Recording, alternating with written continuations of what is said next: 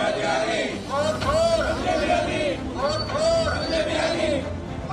आदमी पार्टी आम आदमी पार्टी जीतेगा भाई जीतेगा जीतेगा भाई जीतेगा।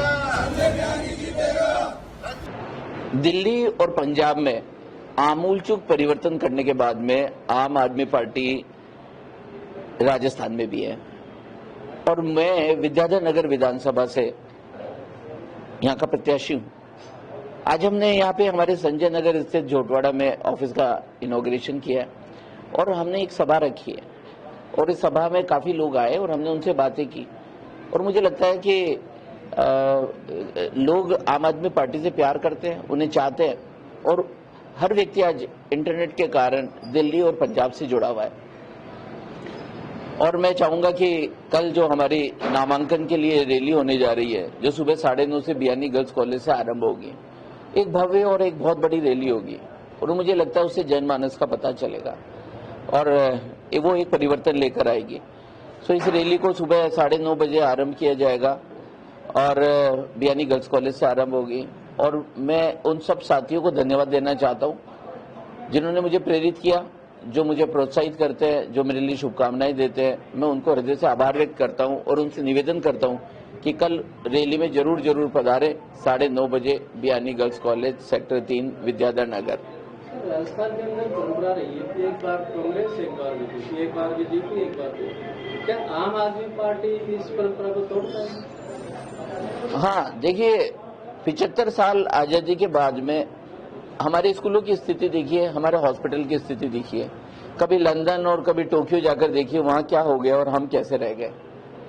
मुझे लगता है 75 साल से प्रॉब्लम ये थी कि कभी हम एक पार्टी पे कभी दूसरी पार्टी पर और उन दोनों ने मिली भगत कर ली और इस वजह से उतना काम ही नहीं हो पाया। समय बदलता है, व्यवस्था बदलती है और एक नई सोच की जरूरत होती है। मुझे लगता है आम आदमी पार्टी आज की पार्टी है, युवाओं की पार्टी है, विकास की बात करती है।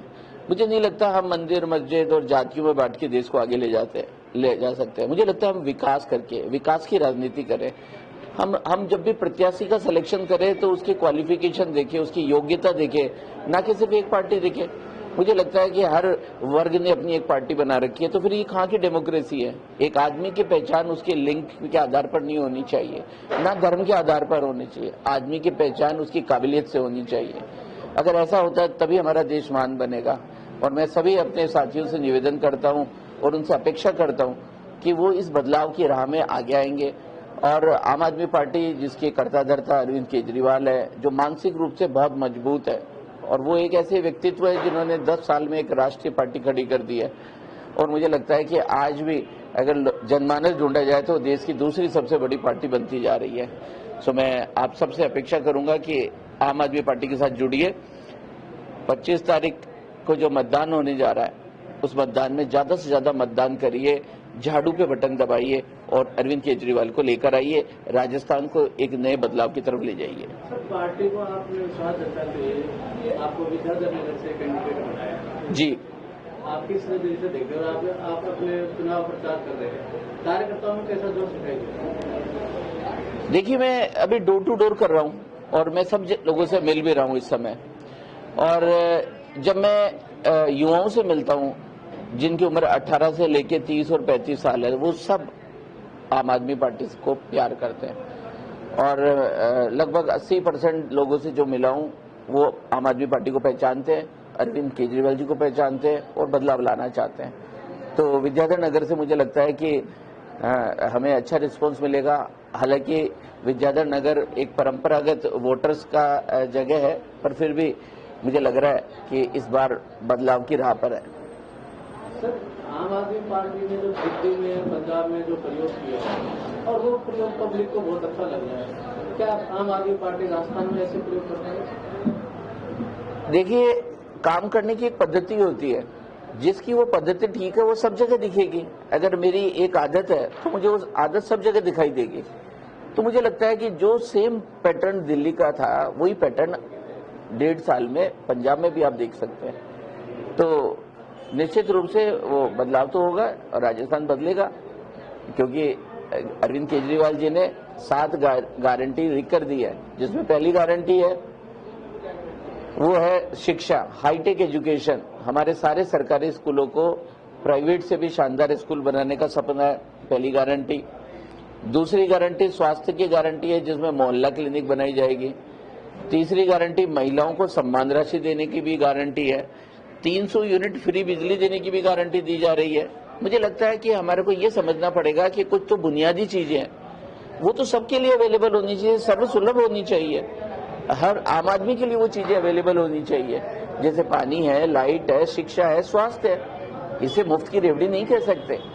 भारत में जन्मे हर व्यक्ति का ये अधिकार है कि उसे देश में विद्युत मिले, उसे पानी दिया जाए, उनके बच्चों को पढ़ाया जाए और स्वास्थ्य सेवाएं दी जाए। ये सरकार का काम है और सरकार इसके लिए टैक्स लेती है, जीएसटी के रूप में, डायरेक्ट टैक्स के रूप में बहुत पैसा लिया जाता है।